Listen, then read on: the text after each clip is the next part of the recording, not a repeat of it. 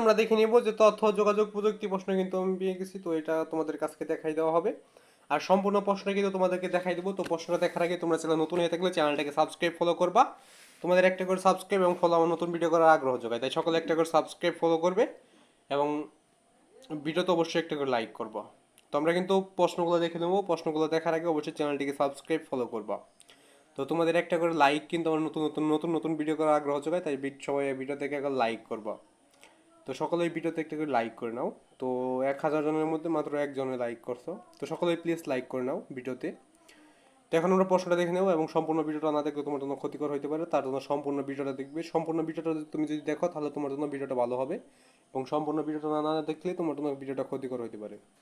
তো প্রশ্নটা দেখে নেওয়া যাক। তো এক নম্বরে রয়েছে নিচের কোনটি ডিজিটাল কন্টেন্ট নয়? উত্তর হবে ক, লিখিত তথ্য। লিখিত তথ্য। এরপর হচ্ছে 2 নম্বর রয়েছে কোনটির কারণে কম্পিউটারের তারিখ এবং সময় ঠিক থাকে না? উত্তর হবে ছোট গ, সিএমওএস। সিএমওএস। রয়েছে 3 নম্বর, যে 3 নম্বর প্রশ্ন রয়েছে যে কম্পিউটারের এই অবস্থার জন্য নিচের কোনটি দায়ী হতে পারে? উত্তর হবে ক, ভাইরাস। ভাইরাস। এরপর রয়েছে 4 নম্বর। 4-এ প্রশ্ন রয়েছে যে নাসিমার কম্পিউটারের যেসব সমস্যা দেখা যেতে পারে তা হইল, উত্তর হবে ছোট গ, 2i ও 3i। 2i রয়েছে রাখা ফাইলগুলোর আকার বেড়ে যেতে পারে, এবং 3-এ রয়েছে মেমোরি কম দেখাতে পারে। মেমোরি কম দেখাতে পারে। এরপর রয়েছে 5। তো 5 নম্বরটা উপরে। তো 5-এ রয়েছে যে ডকুমেন্ট প্রথমবার সংরক্ষণ করতে নিচের কোনটি ব্যবহার করতে হয়? উত্তর হবে বড় গ। সরি, এটার উত্তর পাওয়া যায় নাই। এরপর রয়েছে, তো এর পরবর্তী আর দেখে নেওয়া যাক 6 নম্বর।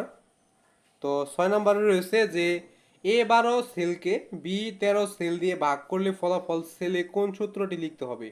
উত্তর হবে ক, সমান সমান A12 ভাই B13।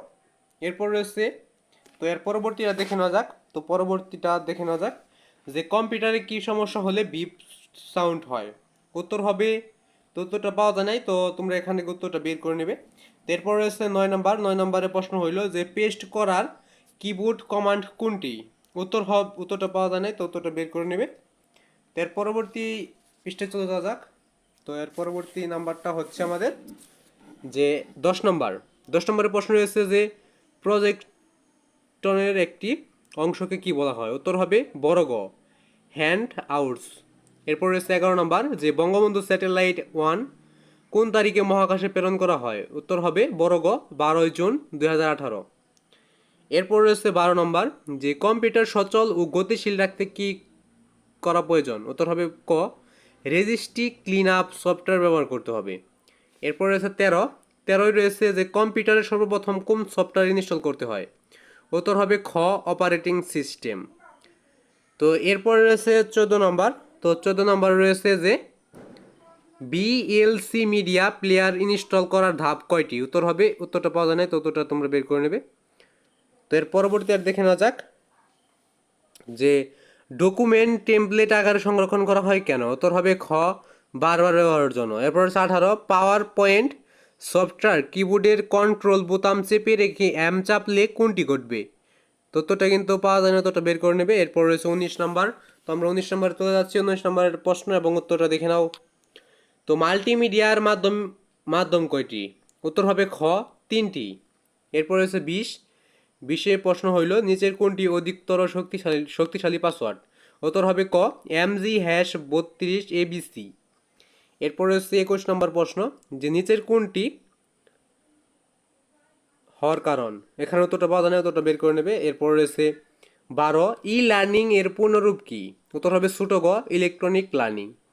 এরপর হচ্ছে 23 প্রশ্ন হইল যে নতুন নতুন কর্মক্ষেত্র সৃষ্টি হচ্ছে কিসের কারণে?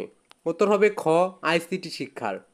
এরপর হচ্ছে 24 প্রশ্ন হইল যে ওয়ার্ড 2007 অফিস বাটনে ক্লিক করলে পাওয়া যায়? উত্তর হবে বড়, উত্তরটা পাওয়া যায় না, উত্তরটা তোমরা বের করে নেবে। এরপর রয়েছে 25 প্রশ্ন রয়েছে যে ডিজিটাল বাংলাদেশ প্রকল্প বাস্তবায়নের জন্য গুরুত্বপূর্ণ দেওয়া হয়েছে?